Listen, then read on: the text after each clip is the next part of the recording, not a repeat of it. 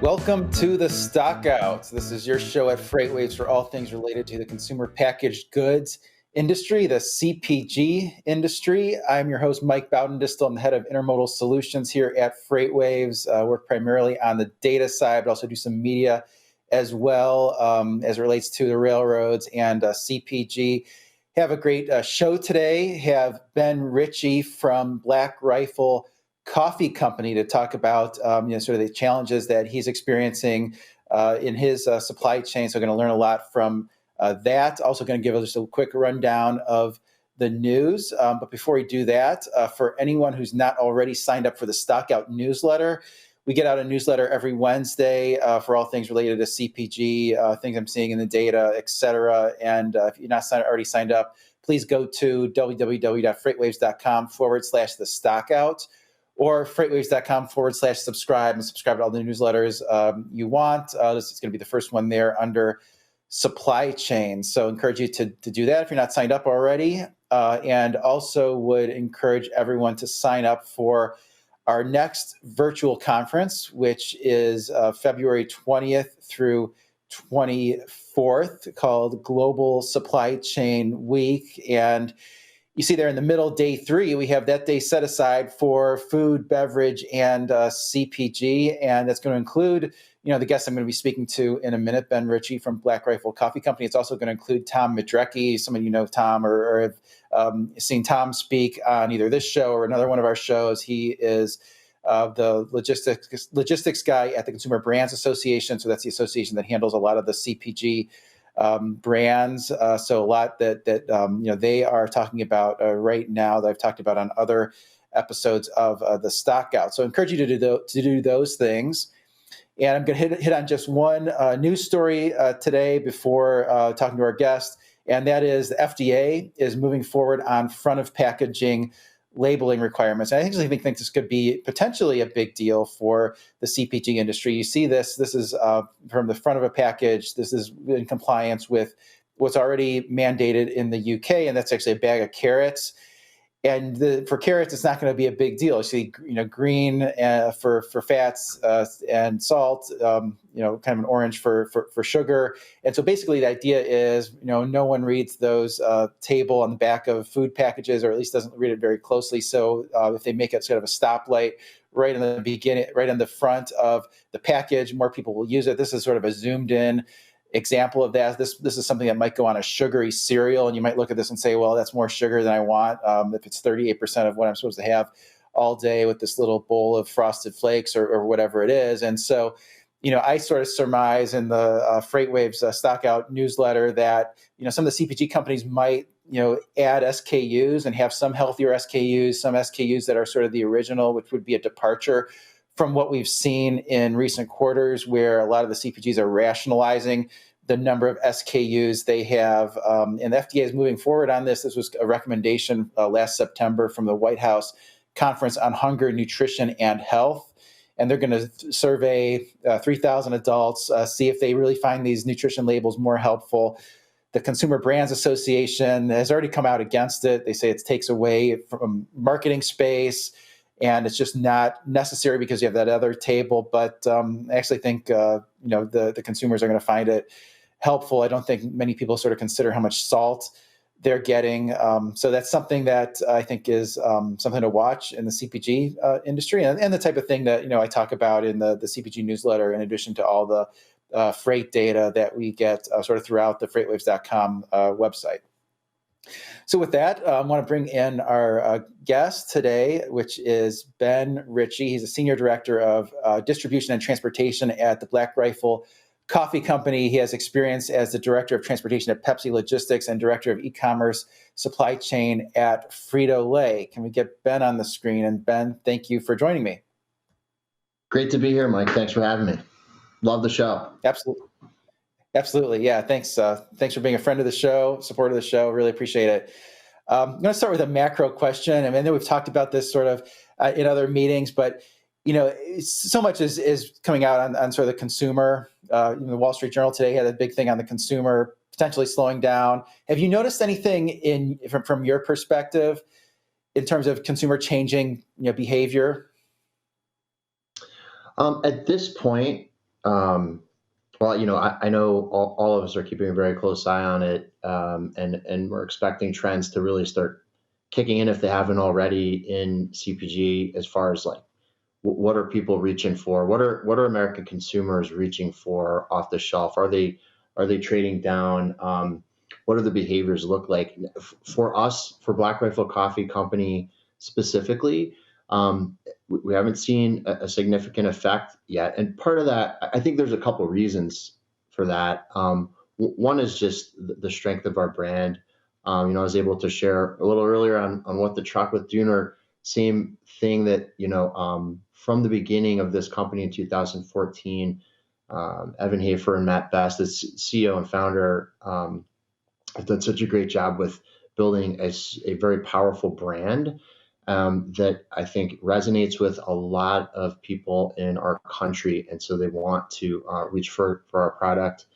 And now we've made it easier to reach for, since it's on the shelf at Walmart, as of about 6 months ago. Um, so, from a bagged coffee perspective, no, I would say we haven't seen any slowdown. In fact, we're continuing to grow. And then, for our ready to drink, the cappuccino in the can, I mean, we continue to turn on whole regions through distributors, through beverage distributors. So we haven't seen it yet. Keeping a very close eye on it. Yeah, that's good to hear that you're still showing resilience, and I agree with you that it's a really strong brand and one that's really gaining a lot more recognition here lately, in the minds of consumers.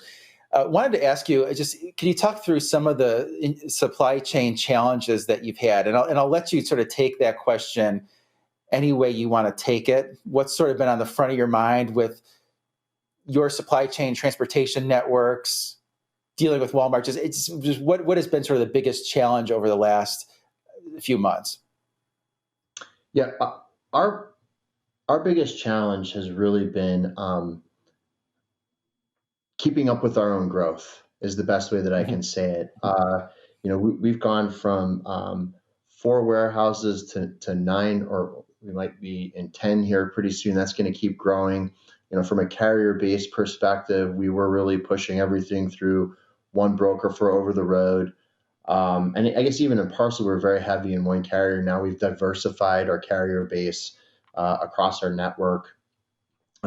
So the biggest challenge has been, and this is a little different from, coming from Amazon and then coming from PepsiCo, where you have networks that are, they're certainly fast changing and dynamic, and leadership and great companies like those does a great job of keeping up with changes in the market, and so things are dynamic.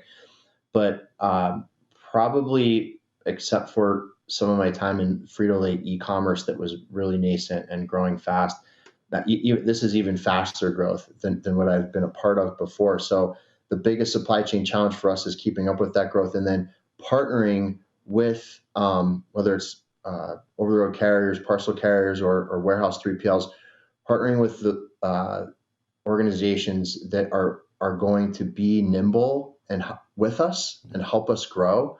Um, it's a big challenge, because we have to make good decisions on who we're partnering with, so that as the growth continues to happen, and I literally have these conversations as we're going into RFPs, or we're giving maybe a carrier a relatively large award, that they're ready for that. And in most cases, we've already assessed, we've already seen what a potential partner or potential larger partner can do.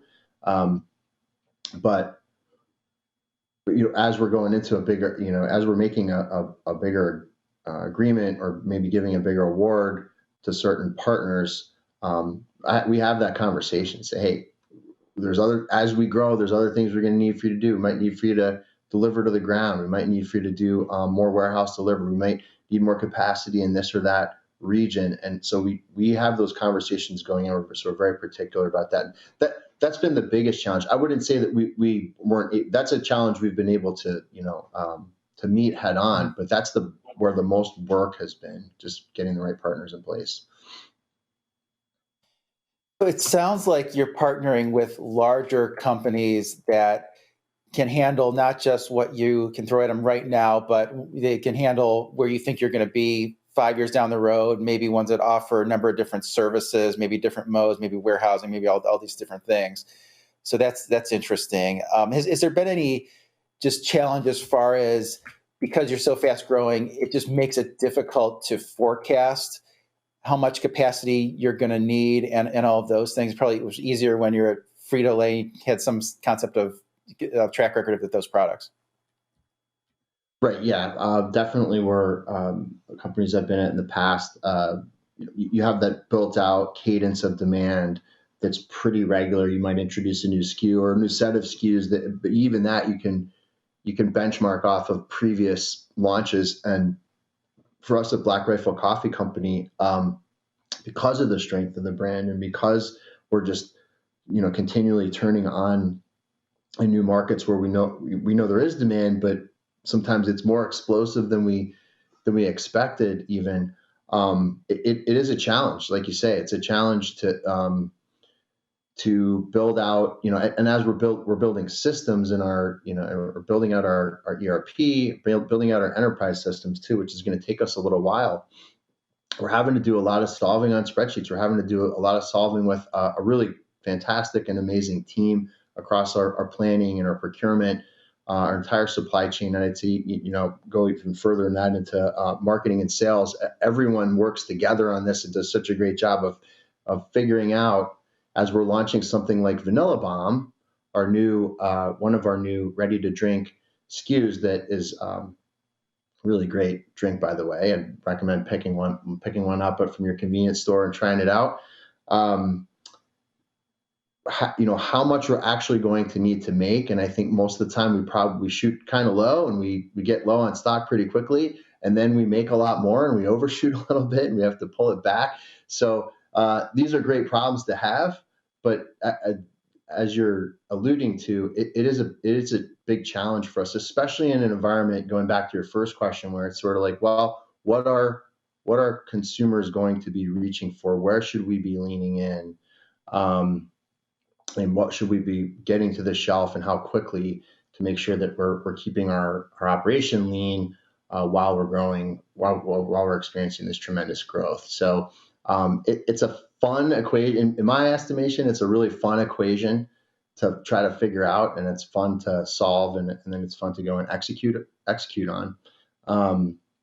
But it is a challenge, and I would say, right now we're in a pretty good spot with all of our inventories. Clearly, we've had heavy inventory across industry, and we're trying to work through some of those inventory gluts across industry. And I think right now we've kind of leveled things. We're just trying to get it in the right place in the country at this point. Great to hear. And I wanted to ask you, some of the other CPGs have talked about things like not having enough, and not having the service at the level of quality that they would like. Like General Mills has talked about not knowing when the truck is going to show up on time. Kraft Heinz said there, every day goes by, there's some ingredient we don't have or some packaging we don't have. We've heard of things like, not having enough aluminum cans, or not having, glass jars. If you had those types of issues where you've just had a certain ingredient constraints or certain packaging constraints? Ingredients, I don't recall anything specifically that really held us back too much. Certainly, we experienced the same aluminum can we didn't have a shortage ourselves, but we certainly had to lean into making sure we had enough cans as we were ramping up our ready to drink production into the end of last year with these new SKUs that I was just referring to, and then just the demand on the basic set of 4 original ready to drink SKUs. So yes, with aluminum cans, we experienced the same thing.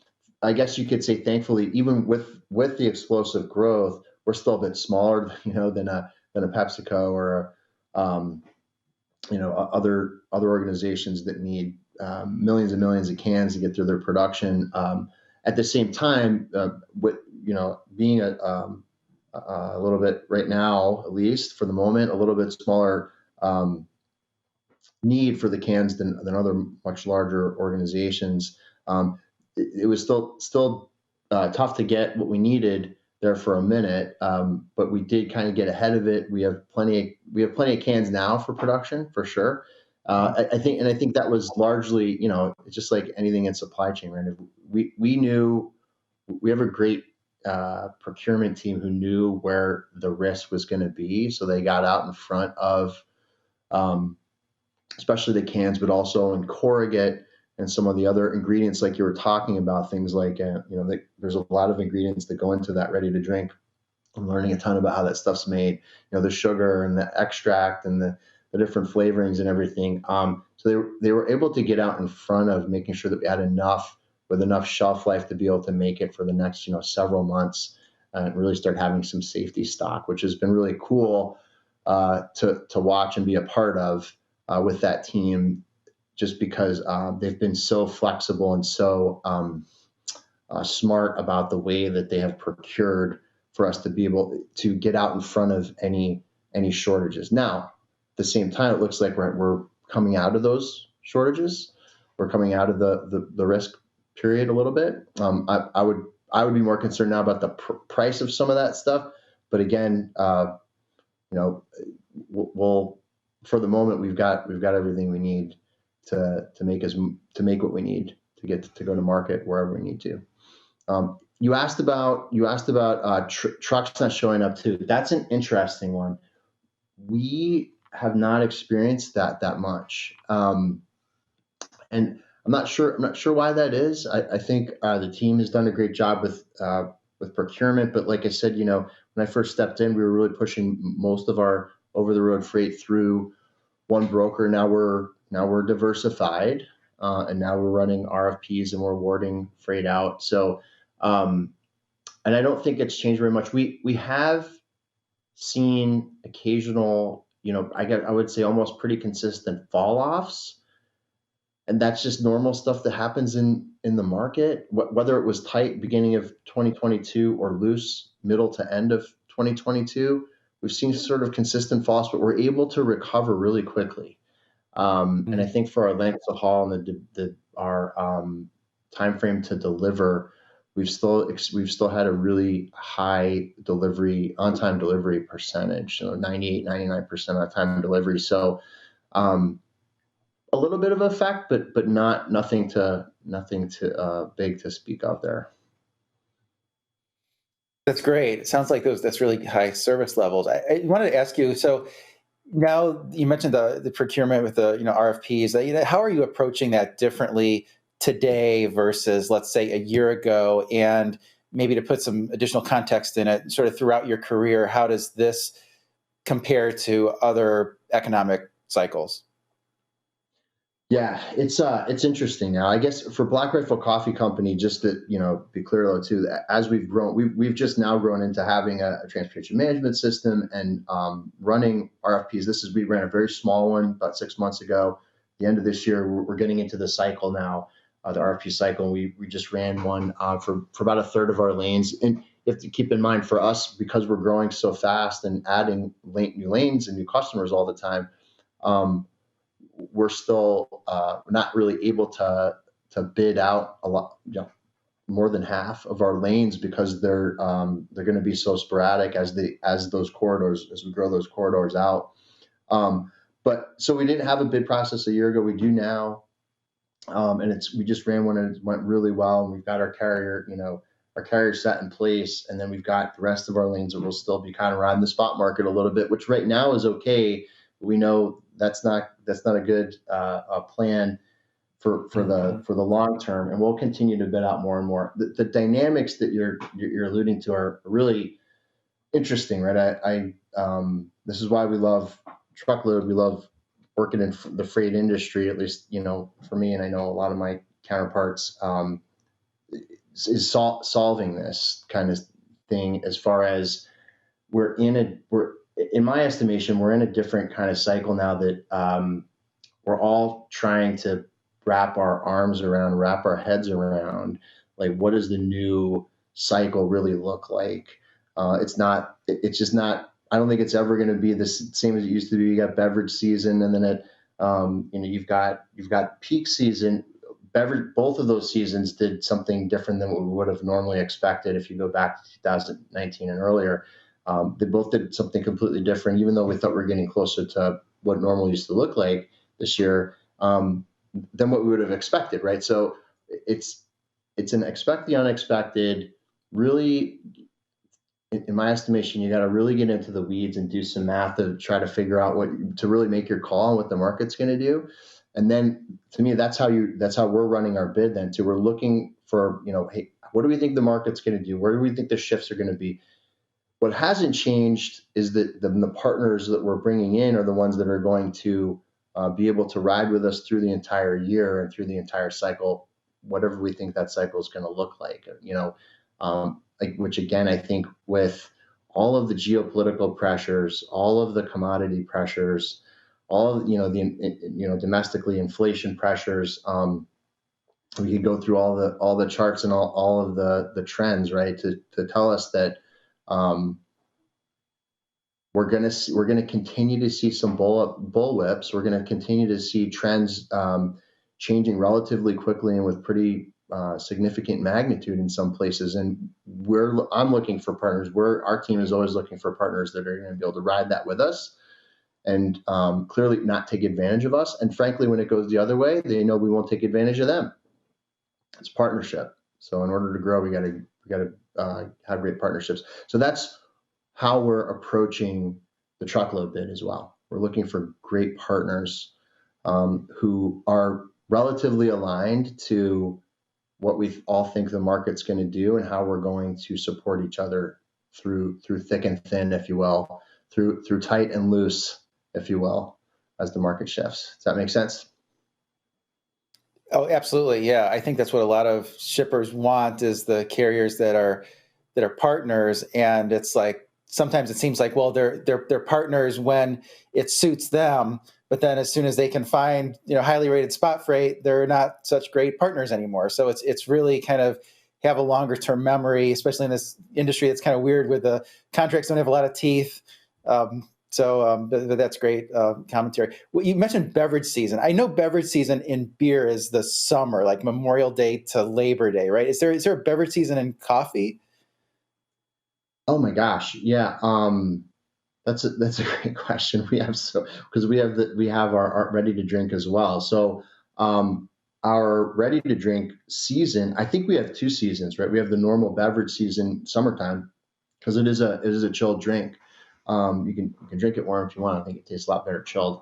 And that's how you'd find it in the store for the most part, is chilled in the refrigerator. But then there's also a winter season, right, for the ready to drink product, but also for especially for coffee, right, in our outposts and just with the flavors we come out with, just as like any coffee company, I guess, would have, is the spiced pumpkin and all the different Thanksgiving and Christmas flavors. And for coffee, I guess you'd say that. It's coffee season all year long. As far as your ground and your pods and what we call rounds, that season doesn't really end. There are just some specific times when we do have certain flavors come out that are seasonal. But probably it's really the ready to drink that falls in line with that normal higher volume beverage season from what is it, May to July, August, right, when it's hotter. Got it. That makes a lot of sense. Only have about a minute left. Quickly, challenge of dealing with Walmart. Were they much different than dealing with other retailers because they're so big, or not really? We have a great partner. We have a great warehouse partner that we're consolidating through and distributing through. So it has not been it's not been difficult, but I would say again, like most things that we've dealt with a fast growing company where there's a lot of demand, probably where if there was anywhere that we stumbled at all, it was just making sure we had enough inventory to get all of it to Walmart, as Walmart's was actually making orders and the demand increased pretty quickly. So we had to quickly make sure we're making enough to get to our consolidator, to get to Walmart. We got through that pretty well without getting fined too badly.